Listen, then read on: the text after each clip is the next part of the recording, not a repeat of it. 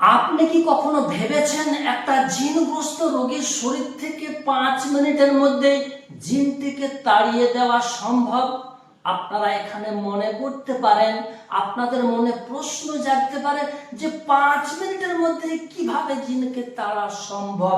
জিন তাড়ানোর জন্য ঘন্টার পর ঘন্টা, দিনের পরে দিন লেগে যায়, আর এখানে আপনি 5 মিনিটের কথা বলছেন। হ্যাঁ, 5 মিনিটের মধ্যেই আপনি রোগীর শরীর থেকে জিনকে তাড়িয়ে দিতে পারবেন। এখানে সময়টা ফ্যাক্টর নয়, এটি নির্ভর করে আপনার ইমানি শক্তি, রুহানি শক্তি, তাকওয়া, পরহেজগারি, আপনার সাহসিকতার উপরে। আজ আপনাদেরকে এমন আমি কয়েকটা কার্যকারী আমল শিখিয়ে দেব, যা দিয়ে আপনি মাত্র 5 মিনিটের মধ্যে রোগীর শরীর থেকে জিনটাকে তাড়িয়ে দিতে পারবেন। এটি জানতে হলে শেষ মুহূর্ত পর্যন্ত ভিডিওটি আপনি দেখে চলুন মূল বিষয়ের দিকে এগিয়ে যাওয়া যাক। রোগীটাকে সামনে নিয়েই আপনাকে যে কাজটি করতে হবে, কিন্তু রোগীকে সামনে নেওয়ার আগে ছোট্ট একটা কাজ আগে থেকে আপনাকে রেডি করে রাখতে হবে।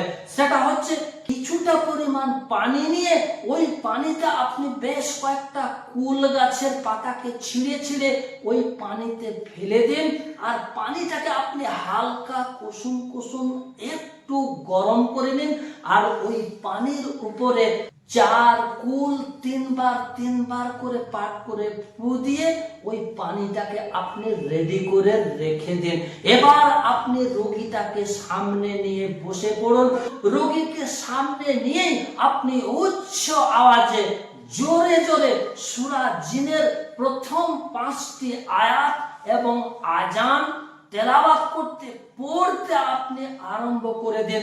রোগীর কানের গোড়ায় বেশ কিছুক্ষণ আপনি জোরে জোরে পাঠ করতে থাকুন। দেখবেন রোগীর ভিতরে থাকা ওই জিনটা চিৎকার চেঁচামেচি শুরু করে দেবে।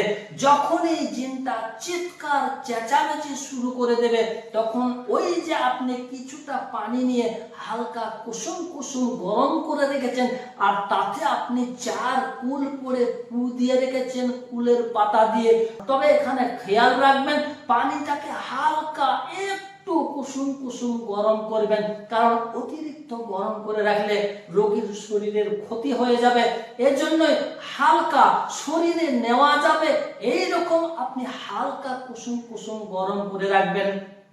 জিনটা যখন চিৎকার চেঁচামেচি শুরু করে দেবে, ওই পানিটা হাতের মধ্যে নিয়ে রোগীর শরীরে আপনি হালকা হালকা করে ছিড়কাও করুন। দেখবেন ওই জিনটা আরো চিৎকার করতে করতে রোগীর শরীর থেকে বেরিয়ে চলে যাবে ইনশাআল্লাহ।